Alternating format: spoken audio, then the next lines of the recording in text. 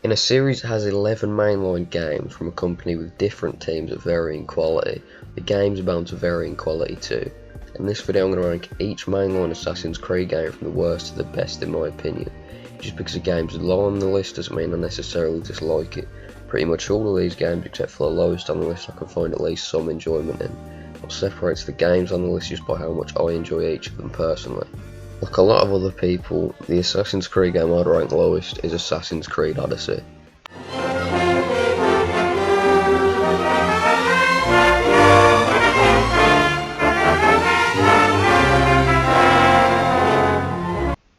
Assassin's Creed Odyssey is an odd Assassin's Creed game. If it didn't have the Assassin's Creed title on, then you could play through most of the game thinking it's completely separate to the series. Whether you think Odyssey is a good game on its own is completely separate to whether it's a good Assassin's Creed game. Personally, I'd say it's a mediocre game, but generally a pretty bad Assassin's Creed game. If you saw Syndicate as a parody of the series, then generally Odyssey is much more of an insult. Odyssey takes the combat of Origins and uses it to make you fight enemies who can take a ridiculous amount of damage and just become tedious. Another huge downgrade in Odyssey is its story. It takes a series known for having a grounded story with politics woven into it, and then puts you into an RPG story with superpowers and a boring modern day, as well as two protagonists that are practically the same no matter which one you pick, with poor voice acting and choices that don't affect the narrative at all. Another huge issue with Odyssey is its world. The world of Greece feels completely empty, and it's clear that Quebec went with a bigger is better idea.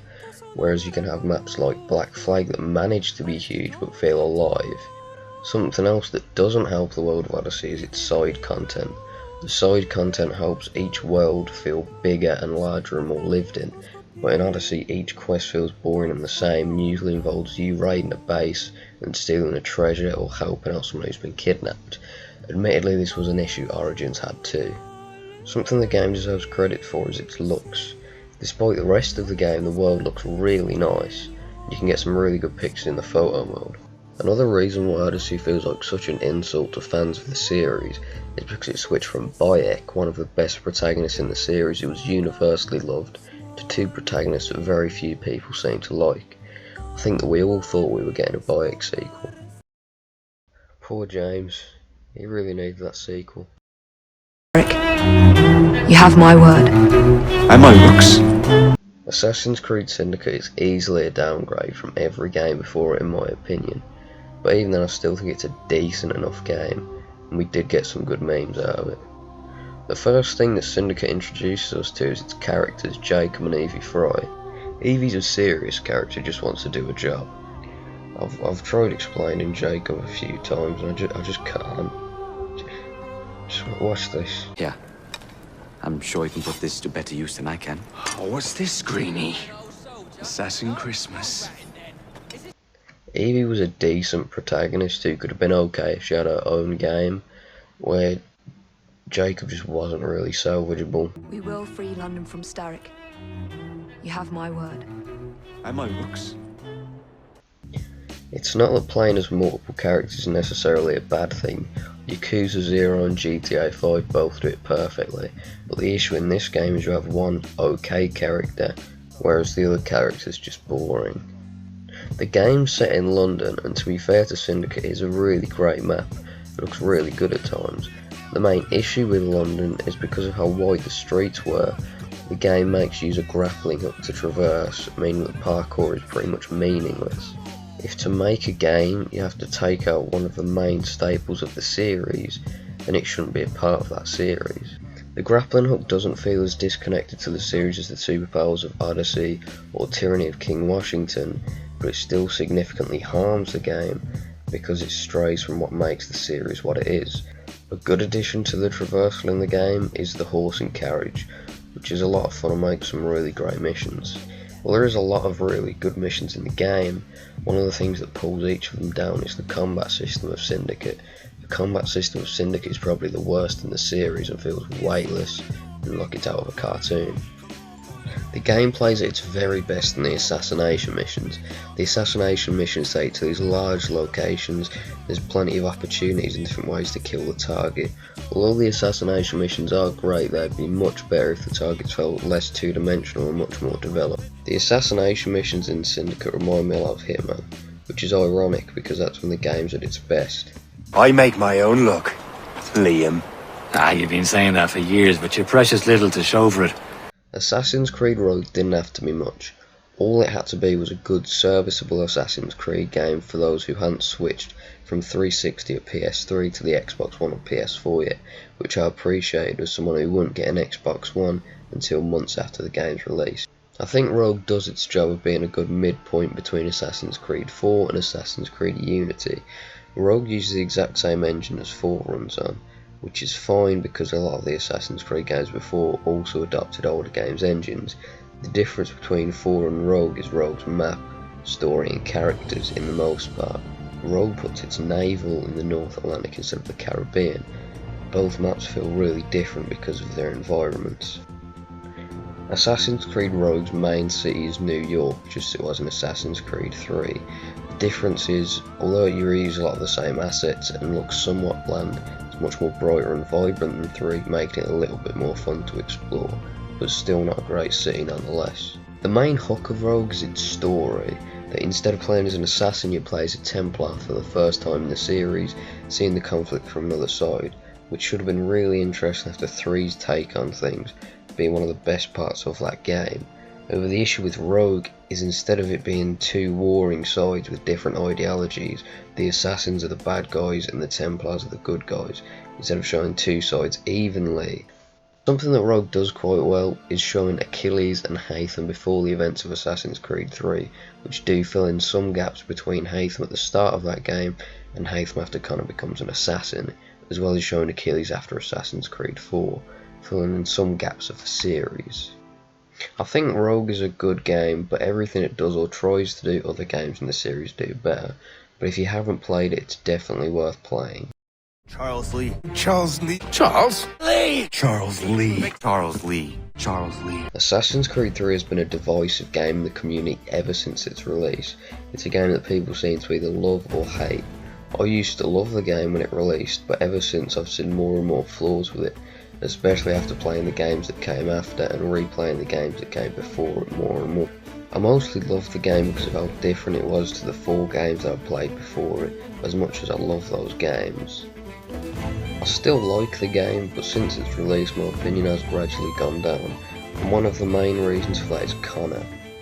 Connor begins the game as a boring, naive sociopath and ends the game as a boring, naive sociopath. His main issue is that he doesn't grow. It's fine to have a character flawed to begin with and grow and change over time, but Connor doesn't do this. He just stays the same. Connor's lack of growth is especially disappointing after just having experienced Ezio's story, which lasted almost 50 whole years. And I'm not saying that he needs a story that lasts so long, he just needs to change in some capacity. Take Edward. Throughout the whole of Assassin's Creed 4 we see him change and grow, which is why Connor's so disappointing.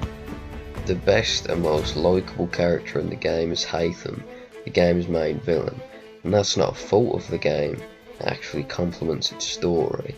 The game's story has a great insight on what the Assassin vs Templar conflict is really like. It makes you empathise with the Templars, instead of them just being the bad guys. Assassin's Creed 3 also has some really great side content, such as the Homestead missions, which actually humanise Connor, the naval missions, which paved the way for Black Flag, as well as an entire trading system for the Homestead. The biggest downfall of Assassin's Creed 3 is definitely its map. For the first time it takes you into American cities, being New York City and Boston, which are both really grey and bland, looking like a mid-2000s shooter like Gears of War. While Assassin's Creed 3 is technically graphically better than the Ezio games, I'd say generally it looks worse down to its dull locations. The city of Boston looks much worse than the cities of Venice and Rome.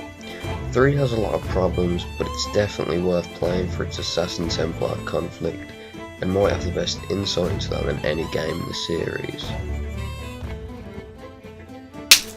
There we go. Assassin's Creed Unity has been snapped officially. Assassin's Creed Unity might just be the most overhated game of all time. It's mostly known as a glitchy mess, and it definitely was. Even after the 50GB patch, it was still a really glitchy game, and it is to this day. I'd like to take his face off. Face. Yes. His face. Oh. Nose. Skin. It's coming off. Under the glitches of Unity, I think there's a pretty good game. Look like. What? What country you from? What ain't no country I ever heard of? Nah, but seriously, before you do, just look, I can justify it. Unity's combat might be the best in the series. I know it's weird hearing best in the series being associated with Unity, but hear me out. The combat in Unity has great difficulty to it. It never feels too hard or too easy, but fair. All of the combat also feels weighty while still looking good, and all of this changes depending on your weapons or the enemy archetype that you're fighting. If Unity hadn't been so poorly received, we might have seen this combat system once again in Syndicate. Another thing that Unity has down to its graphics. You can really tell if the system upgrade between 4 and Unity just with the graphics alone. The graphics and Paris really complement each other also. Paris is a great location that feels really dense and lived in. You can see this by the random events happening on the street as well as riots, which isn't when the citizens are glitching. And let's be honest, they do that a fair bit. Something that makes Unity stand out a lot to me is the online. The online's generally a lot of fun in terms of the missions it puts you in. And while the online doesn't take away from a story that's lacking in a lot of things, it is a lot of fun seeing how much it glitches with a friend, or just doing the stealth, which to be fair to Unity is done quite well. Which brings us on to the story. The story starts when Arno's dad is killed and doesn't come up again, and he spends the rest of his life trying to shag his adoptive sister. Why did I put that in the story? I always actually think that was a good idea, Jesus Christ. On a more serious note, there is actually some really good missions in the game. The prison escape, the hot air balloon chase, as well as the black box missions, and some really interesting detective side missions. I do understand why Unity is so hated because the glitches are such a big issue with the game, but under all that there is some really good stuff in the game. I've never been one to run. Never been one to listen. As the years have gone by, it seems that the first Assassin's Creed seems to get more and more divisive, with the people who dislike it claiming it's tedious and boring, and the people who do like it are blinded by nostalgia. As someone who played the original game 2 or 3 years after its release, I can say it's a great game regardless of any nostalgia. Playing Assassin's Creed 1 now feels really weird, despite being the first game in the series. It feels different to a lot of the others despite having all the values that a good Assassin's Creed game should have, and it does have them. Assassin's Creed 1's story is exactly what an Assassin's Creed story should be. The story's got mystery and intrigue in both Altair's story and the modern day, as well as 9 targets who feel characterised and have great assassination missions. For a game released in 2007, Assassin's Creed looks great, and it really could use that remaster from Ubisoft. Another aspect that Assassin's Creed 1 was ahead of its time in is the world. The world feels incredibly lived in and dense, which you'd usually associate with a game released in the mid to late 2010s like The Witcher 3 or Red Dead Redemption 2. The combat in the first game actually reminds me a lot of Unity in the sense that it's weighty, it looks good and has really good difficulty too. If you haven't played the first Assassin's Creed game, I'd definitely recommend it. Assassin's Creed 4 strays well away from the classic formula we were all well established with by 2013, but it still keeps the series good. It manages to be just different enough that it felt new and fun, but not so different it was polarising like Assassin's Creed Odyssey. The main argument against Black Flag is that it is a good game, but a bad Assassin's Creed game, which I definitely disagree with. The main argument for this is that Edward only becomes an assassin within the last quarter of the game. I think this was definitely the right move. Throughout the game we see Edward stray further and further from his old ways after seeing his friends change or die. slowly becoming a better person, which is fully realised when we see him meet his daughter for the first time. And just that whole scene before he meets his daughter and as he meets his daughter is always going to stick up with me as one of the best scenes in all of Assassin's Creed. Edward has some of the best development in the entire series leading up to him becoming an assassin. You could even go as far as to call it a redemption. Edward's development through the first 3 quarters of the game make him becoming an assassin really feel earned. As the story goes on, we get introduced to more and more side characters who are really memorable, and it's a huge step up from Assassin's Creed 3, which makes the ending even more impactful than it already was. The best or worst thing about Assassin's Creed 4, depending on whether you love or hate the game, is the naval. To me, the naval is a great system which adds a lot to the traversal of the game, making it feel really immersive, especially with the sea shanties. Assassin's Creed 4 is a game that you can enjoy whether you've been a fan of the series for years or you've only just started playing it. And to put it at number 5 isn't to say it's a mediocre game or a bad game, but the rest of the games just edge it out a little bit. And every game from here on out I would consider to be a masterpiece. Standard Ottoman hook blade has 2 parts, you see. The hook and the blade.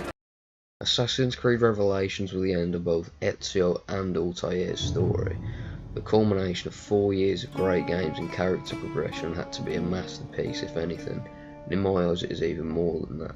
Before the game had even came out, it looked like it would meet huge expectations. I remember watching the trailer over and over in anticipation of the game. After all the anticipation and excitement for Revelations, it definitely didn't disappoint. I could make a 20-minute video just talking about the opening of Revelations and why I think it's the best opening to any game ever. Even more than say The Last of Us, Sonic Unleashed or Uncharted 2, but I'll leave that for another video. The only thing I can really critique Revelations for is that Constantinople's a bit of a mediocre setting, but still overhated.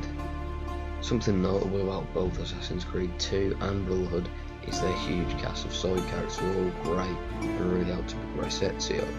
But in Revelations that's cut down to just Ezio, which I think really works out well. Despite the side characters of 2 and Brotherhood being great and really helping those games, I think it was necessary for Revelations to cut those out just so we could focus on Ezio for the last time. Revelation does actually add some side characters of its own, mainly Yusuf and Sophia, who both add a lot to Ezio's final story, with Yusuf's death even giving us one of the best scenes of the entire series. I think that generally Assassin's Creed Revelations has the best scenes in the series, from Ezio's first chase of Leandros to his speech after Yusuf's death, as well as him meeting Altair in the library hundreds of years after he died, which is just one of my favourite scenes out of any game ever. It's also the last soundtrack in the series to be composed by Jesper Kyd, who did both of the other Ezio games, and there's some really good tracks in the game that really elevate each moment. 2 that stick out are the main theme of the game, which is now synonymous with the series,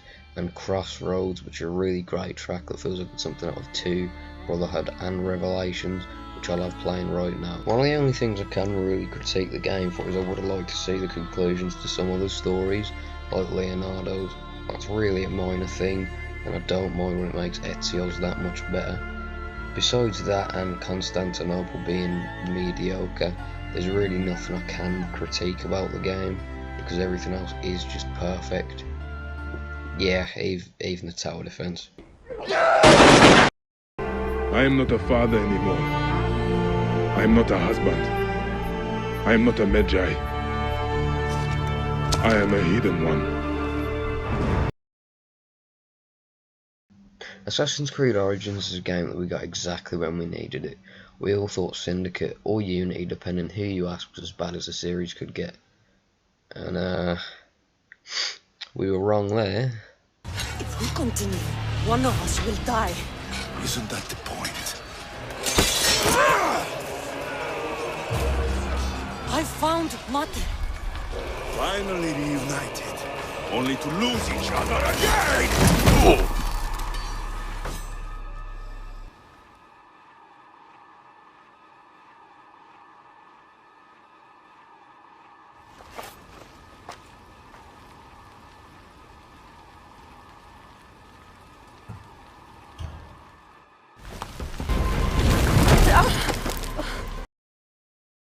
Now, but in all seriousness, the series hadn't seen a mainline release in 2 years by the time Origins had come out, The last two were seen by a lot of people in the community as bad or downright awful. But our god, Ashraf Ishmael and the team at Montreal came through one of the best Assassin's Creed games we've ever seen, and to me is one of the best games of all time. It was such a long journey from Syndicate to Origins because almost as soon as Syndicate came out, the game that we thought was Empire got leaked, and from there on we're all anticipating this great game that we hope would revive the series. As anticipation built for Origins, or Empire as we knew it, the game seemed more and more promising. From the speculation videos from the 4 Pillars, to one of the best CGI trailers the series had seen, to those small videos Ashraf Ishmael released just before the game's release which showed the content that would be in the game and also answered some of our questions, till just after midnight on the day of the game's release where we saw the opening scene to Origins, which introduced us to Bayek as well as Abubakar Salim's excellent acting. I am Medjay to no follow. You see this? I can read my own name, Nat!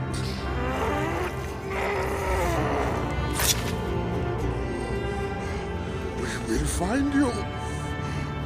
We will find you in your sleep! Sleep. I never sleep. I just wait in the shadows, and I will kill you all! Everyone who sniffed the air that day in Siwa!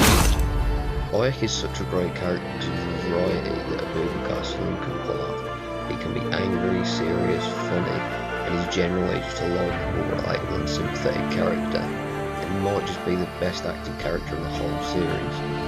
Origins is set in Egypt, which is a setting that many people wanted for years before this point, and it's probably one of the best worlds in the series, in terms of how it looks, how it feels, and how lived in the whole place feels. And each carried on an individual life cycle, making the world feel much more immersive than probably any other Assassin's Creed world before it.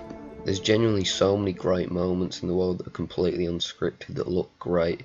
You can capture all of these with the game's photo mode, which is a great addition to the series, which I hope Ubisoft keep. Origins had to overhaul the old games, which it does by making itself an RPG, adding new combat, bringing back tombs, as well as having the side activities that Syndicate definitely lacked. The main issue with Assassin's Creed Origins is its main villain Flavius, which came out of left field and isn't really developed or anything, but I think that Ubisoft Montreal definitely made up this with its side villains, such as the Scarab and Caliset, who are 2 of the best side villains in the series for sure, as well as a couple others. Much like Revelations does, Origin has some of the best scenes in the entire series, most notably the scene where Bayek and I are on the beach, and is basically the beginning of the Assassins, as well as it showing you how the logo was made, which is a great moment of fan service without being too in your face. There's so much that I love about Assassin's Creed Origins that I could talk about for hours, but I'll save that for another video. How did you find us? Mario Auditore, let me hear. Assassin's Creed Brotherhood, much like Revelations, had so much to live up to. It was the first Assassin's Creed game to be released after 2, and even though I don't enjoy it as much as 2, I think the game's a masterpiece and improves on a lot of the things that 2 had in it. Brotherhood is exactly what a sequel should be.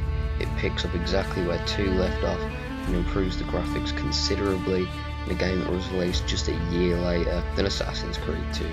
I know I said this before about Unity, but the combat in Brotherhood might be the best in the series. People have complained about it being too easy, but there's not really anyone who plays Assassin's Creed for it to be necessarily easy or difficult. You play an Assassin's Creed game to get involved in the story and its world, and that's exactly what the combat does. It makes you feel like a hardened assassin, as well as it looking cool and just generally being fun. Assassin's Creed Brotherhood, as I said before, picks up right after 2 ended, with most of the side characters coming back besides Theodora and Paola, although they weren't really important, and Antonio and Rosa. Well, that completely makes sense because unfortunately before production began, the voice actress for Rosa died. The villains in Brotherhood are also great, just as much as they were in 2. You've got Cesare, who's about as hateable as a villain can be, Rodrigo, who's manipulative and controlling over Cesare, and the Baron de Voila, who's some really good comic relief and is a great villain for Bartolomeo, and they have some great chemistry. Brotherhood is set in Rome, which is one huge map, and it is a great map, and it's another improvement from 2, because in 2, say if you want to go from Tuscany to Monteriggioni, you would have to travel and go through a loading screen to travel from each of those places, whereas in Brotherhood, the whole of the game, besides the Leonardo missions, are all set in Rome. On top of a great storyline with really fun and enjoyable missions, there's some really good side content in Brotherhood. You've got the Christina memories, which really flesh out Ezio as a younger man, as well as burning down the Borgia Towers and investing in Rome, gradually getting more and more control. That's something I wish that Ubisoft would add back to the series, something like Monteriggioni, all the investment in Rome, because it makes you really feel like you're progressing through the game, and it rewards you for everything you've done through the game to be able to invest in Monteriggioni or Rome. I purposely kept the modern day out of this video because I want to rank the modern days in another video, but I think that the modern day is the best it has been in Brotherhood, and I couldn't go without mentioning it. Generally, I think Brotherhood is a masterpiece of a game and a masterpiece of an Assassin's Creed game. It gets everything right about Ezio and his writing's excellent, as well as getting everything right about Assassin's Creed. We are free to follow our own path. There are those who will take that freedom from us. Too many of you gladly give it.